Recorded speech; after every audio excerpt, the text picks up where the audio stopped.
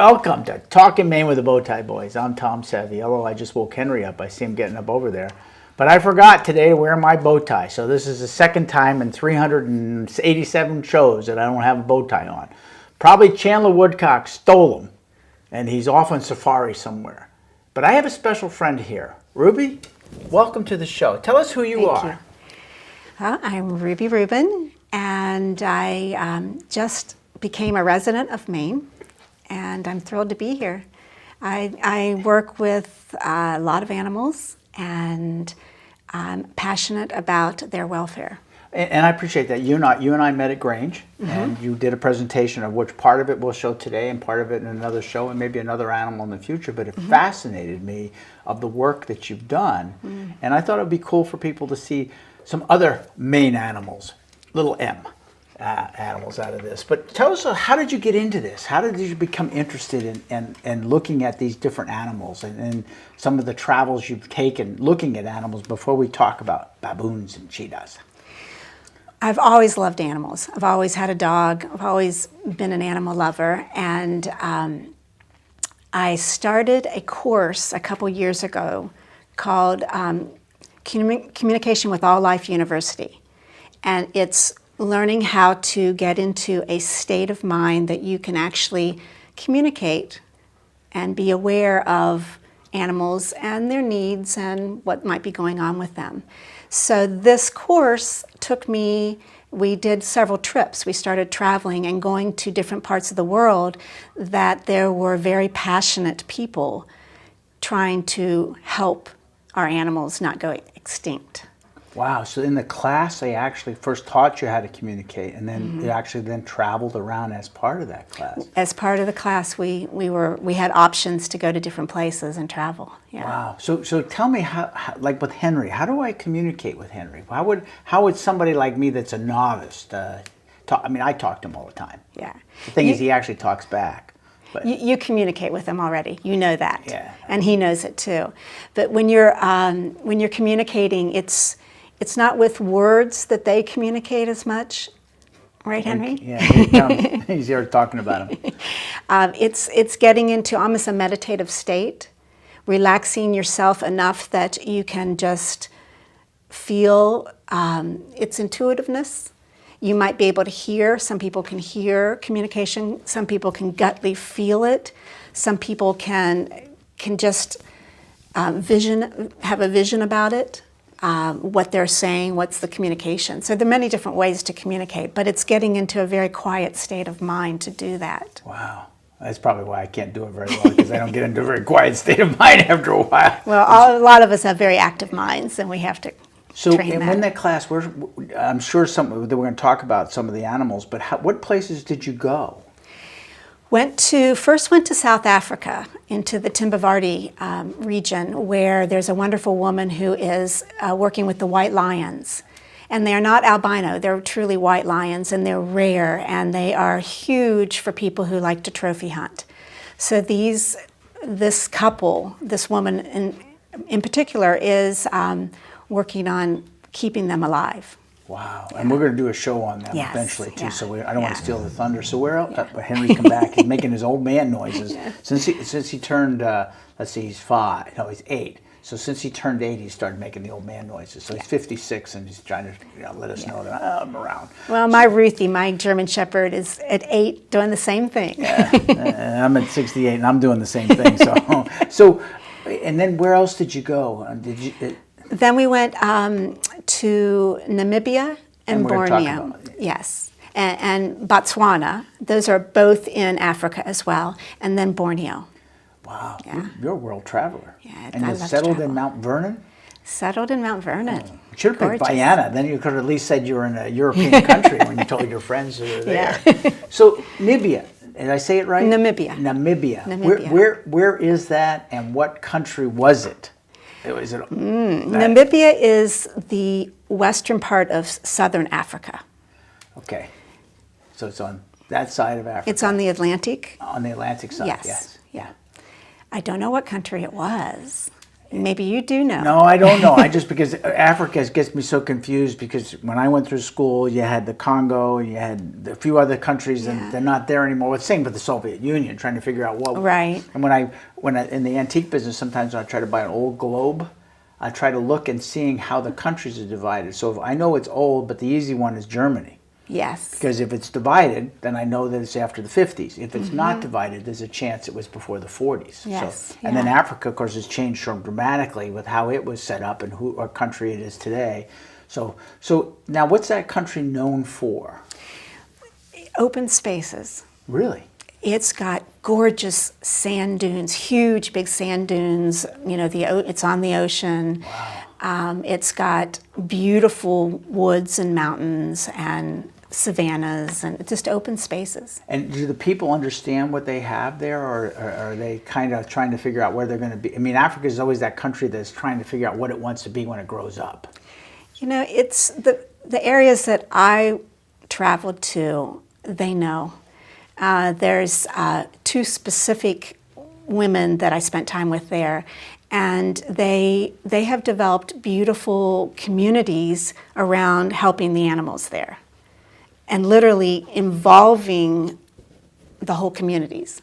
Really? So the native people respect them for what they're trying to do and are part of what they're trying to do? Partly because they're trying to help save the farmers from the animals not attacking their flock. Okay. So they're including the farmers in all their work so they can all be a community and work on saving the animals. Wow. Rather than a farmer killing a cheetah, they've set up a whole program for that. Well, why don't we start talking about cheetahs then? Okay. Or is that how we have the slides lined up? I think so. Okay, Yeah, I think so the that's cheetahs good. are I bet. first. Sure. Yeah. Otherwise, we get JP hustling.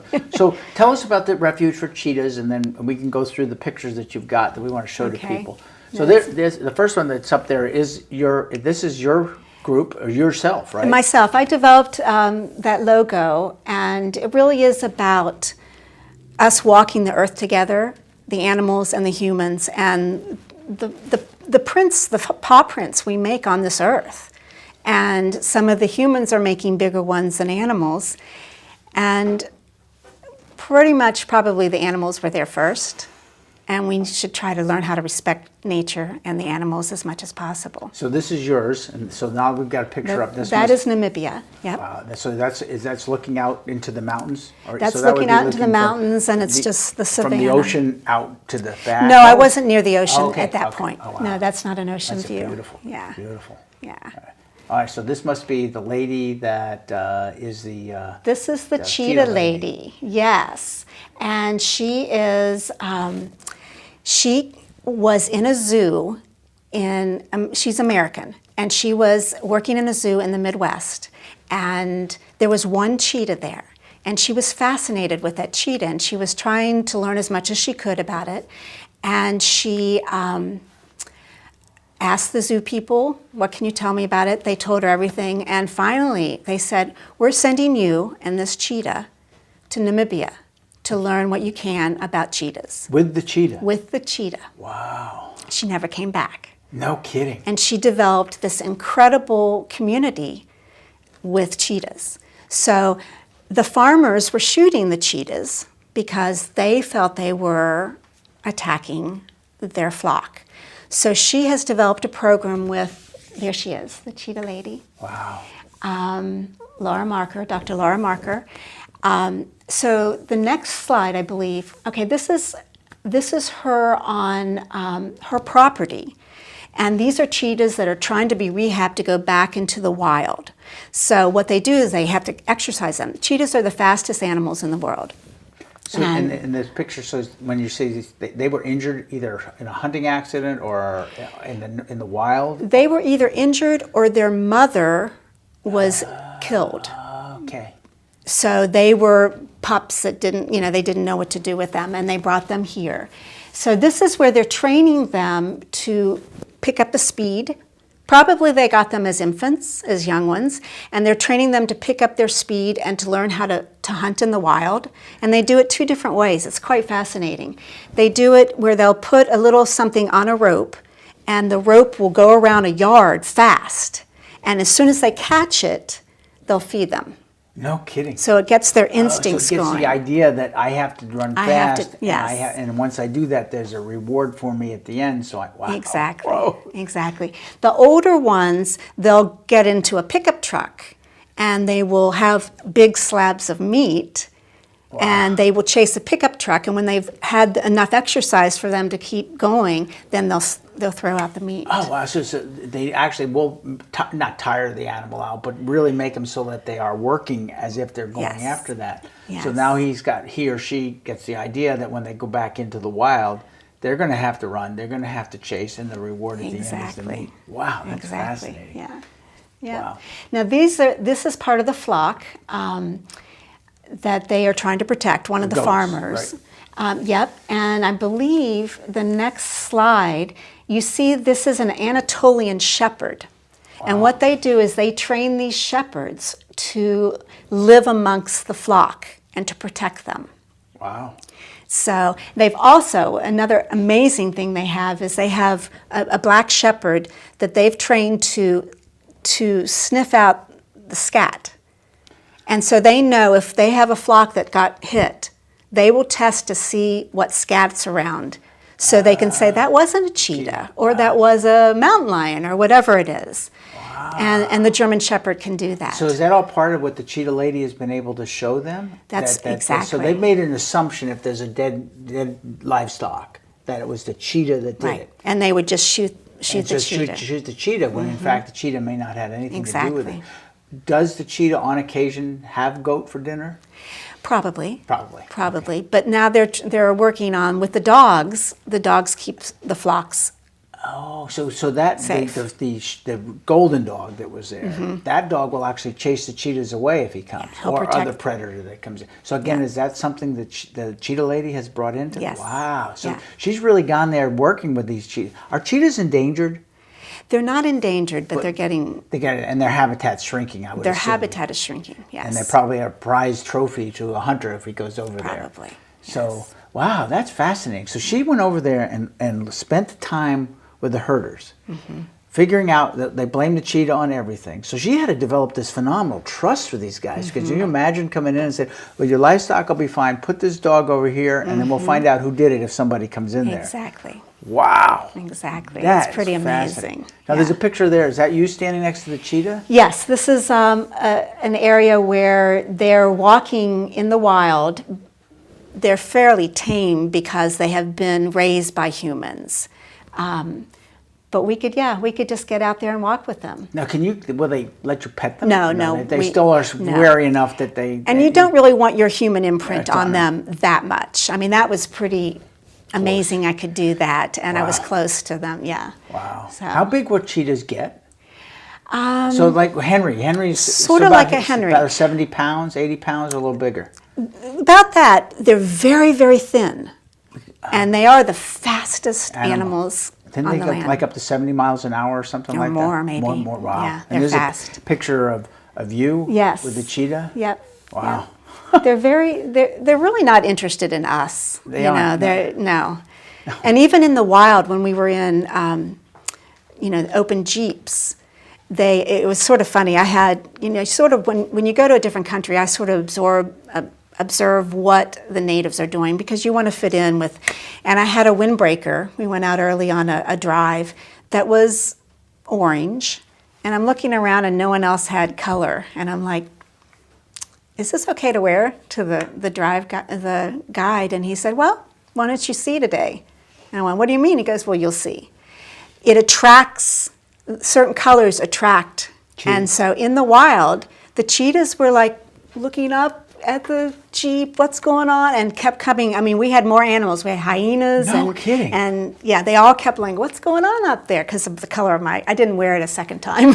I wanted to blend in. I wanted to be observing, not being observed. They were looking at you for dinner. And I don't know about that, but they were curious. Wow, They're very that's curious. fascinating. Yeah. So it actually brought in more than the cheetahs then. Yeah. So is this an open preserve that she works with the animals in? She has it's steps. She's got a nursery, She does research on them. She has a whole medical area, and then she graduates them. So there are parts that are fenced in and other parts that they start to open up when they're able to see if they can get them back into the wild. And so, so when that open area, is there no fences there, so they just kind of stay? Well, they've been fed. So they know where their meal is. So that's why they have to keep them as wild as possible for success to get them back into the wild. So when she does take them out, does she then transport them to another place? They sometimes have to do that, yes. So that they don't Yeah. kind of migrate. Does she ever have any that migrate back? Yes, they do come They find back. their way home. There's a certain, in fact, the next woman I'm going to talk about, sometimes they have to go 3 hours. Really? Drive them 3 hours away. It's also in Namibia because they will come home. No kidding. Holy mackerel. Yeah. So this is getting ready to go for Oh, I brought a cheetah home with me. And I traveled through the airport with that unwrapped. And you just wouldn't believe, Mama, oh, no kidding. look at the cheetah. Look, and I got to talk about cheetahs a little bit. So what did you find most fascinating about cheetahs that you didn't really know until you went on this trip? Well, I don't know if there's another slide up there, but they stay together as families. And we saw in the wild, we saw two families. One, a mother with... This is a picture that's up there. That's kind of... Yeah, so you see them together. And they all, when they lay down together, like Henry's laying down, they all are looking different directions.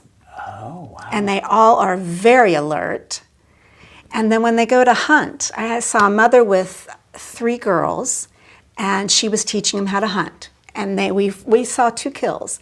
They got dinner, and the mama came. And then I saw a mama with 3 boys, and the boys were just playing and didn't want to hunt.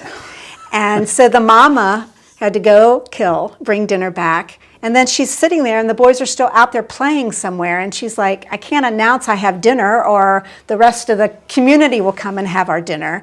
So she's just waiting for the boys to come back to have dinner. So they are similar. Wow, that's fascinating. So they're similar to lion. I mean, isn't it? The male lion doesn't really do much. Kind of hangs around. I mean, that's the impression I had. I may be wrong. Well, I've seen both. Both, so okay. I don't know. But the male's kind of like, well, I get around to it. Mom will take care of me. But the women are the providers. Well, definitely in the cheetah world, I saw that. Yes. So are they monogamous in the sense once they mate, they stay together, or do they kind of separate apart? No, I think they stay with the mamas long time. Long time. Yeah. So the guy's off doing his Yeah. thing Yeah. and drinking beer and having a good time. Oh, boy. But that's fascinating. And as I said, so those that know Henry, they're about that big, but they're very, very thin, very sleek. Yeah. Wow. Yeah. Wow. And so this lady, she's still there? Oh, yes. Oh, yes. I mean, she has housing for local people that work there. And all of these places, another thing I really want to make sure people know is you can go there and volunteer. They've got beautiful programs for volunteers there. No kidding. Yeah. So let's put your phone number up right now if we could. We're gonna run it right here so you can see it. And this is your website. It's cccglobal.earth and 207-293-8101. Can you see it right there? Yep, right there. Magic. And so if you want to follow up on it. So how long does it take to get there? Is that a 24-hour flight? It's a long way. Yeah. Borneo was... Which is another week. Yeah, that was 3 days. But this one, 3 days. Well, see, when I went to Australia, it was 24 hours. 24 hours out, 24 hours back. It's a long way. Now, as I tell kids when I went to Australia, I left on a Friday, got there on a Sunday, but really only 24 hours. And when I came home, I left on a Saturday and got home on a Saturday. Time is interesting, isn't it? Very interesting. It's like, time travel. Well, it was weird. In the future, in the past. So have you gone back? Have you gone once, twice, 3 times? I went twice to South Africa, and then once to Borneo. Wow, fascinating. So we got another animal. Yes. So who's this guy? So also in this is Marlice, and she grew up with parents that are conservationists in Namibia, and she has taken over beautifully. She's got a school program for the children there. She has a school for the children, and she gets the community involved as well. She is an animal whisperer for sure. These baboons also have lost their parents more than likely, and they have, some of these will never be able to go back into the wild because they lost that precious time with their adult. So they imprinted more on the human than Yes. they imprinted on the Yeah. mother and father. Yeah, but she collects more than baboons, but she's got a whole program where, like, there's kindergarten, there's middle school, and there's, older baboons that they need stimulation. So you can see them there just playing with the baboons. And that's what volunteers will do. They'll do that, they'll do anything that she's got going on with the baboons you can be involved with. So now you took a picture of the hand. Was there a reason just to demonstrate what the hand looked like? I mean, that's a fairly large hand. I mean, your hands are not small. So, No, that's a junior baboon. oh my goodness. That's not even a big one. And yeah, it was wonderful to be able to hold the baboon's hand. I can imagine. Wow, that's cool. Oh, there's And a little they're- video of you and the baboons. Yeah, so they're just like 2-year-olds playing, and Is this the one that the one comes and jumps on your back? yes, I think it is. It is. It's yeah. You see the one climbing up the tree, and he's like, "Oh, I'm jealous. Wow. yeah." Now, No, how old are those guys? Are they 4, 5? they're about 4 or 5. Yes. Well, let's go quickly with the cheetahs. What's the life expectancy with cheetahs? Is it about 10 years, 15 years? That's a really good question. I'm not sure I that just the came life out, same with expectancy. baboons. I think that they do a pretty good life. I mean, Yes, they it's a do. good time. They do, and especially in her program, they're safe there. And any baboons they can get back in the wild, or any animals they can get back into the wild, they do try to do. Does she just do baboons or just? No. She does any animals out there. She has cheetahs and baboons and just a plethora of Oh, animals. no kidding. Yeah. And the same idea, she's trying to, if she can get them back into the wild, if not, they have a safe Absolutely. place. So let me go back. Baboons go to school now, kindergarten, first grade. So what do they do with them in first grade, kindergarten? I mean, what do they train them at? How do they train them in those? I mean, how do you go to school as a baboon? Well, socialization, making sure that they get along with, because they're little rascals. They're little rascals. They will pick on each other, and and she has control of them totally. No I mean, kidding. she will, from afar, she saw a big one about to jump on me, and she, she talks to him in their Namibian language, and he just stopped. Okay, I got caught. Yeah, he got caught. And then the older ones, they just how to try to live as independently as possible. Yeah, but they're social beings. So when she does this, well, I go back. Cheetahs, we know they eat meat. They're carnivorous. I think that's the right word, right? What do baboons eat? A lot of veggies. So where does she get all the veggies? Is she able to grow them on the farm? She grows. She's got huge farms. She's very self-sufficient in everything she does, and she gets the community Again, I was gonna very ask that. involved. Very, very involved. But in the case of baboons, they don't do damage to crops, or have they been accused of doing damage? No, not that. No, I don't think that's the issue. More so that their homeland was taken away, or They lost their habitat. Right. And how did their homeland get taken away? Was it mining, or was it? Well, a lot of times what I'm finding is palm oil plantations are moving in. Oh, so people are growing palm trees. Well, definitely in Borneo that was the case, and a lot. I'm not quite sure what crops in Namibia that they were, but they would take their homeland away, and then they would find, the little babies there because the mamas were gone, so they had to bring them in to help them. Wow. Does she have a total population? How many she's got? Oh gosh, a lot. Wow. I'm not, but all of these people are on my website. They're Okay. connections to my website, and you can hear a lot more about them and how you can get involved with it. And it's really, it's a beautiful We put way. it back up again. It's right there. Yes, Yeah. right here.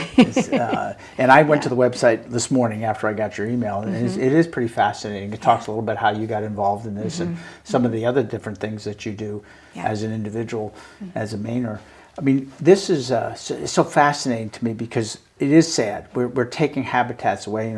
From Maine's perspective, I deal a lot with vernal pools and try to make sure the legislation stayed in place when people try to gut it, wetlands. And people don't connect with the fact that there are groups of animals that use these habitats, and that over time, if we lose them, we lose like the feeder for deer. I mean, if you lose what that's there, ultimately it's going to affect the bigger population that's there. And I would imagine Africa is significant. Well, the same thing happened with Yellowstone.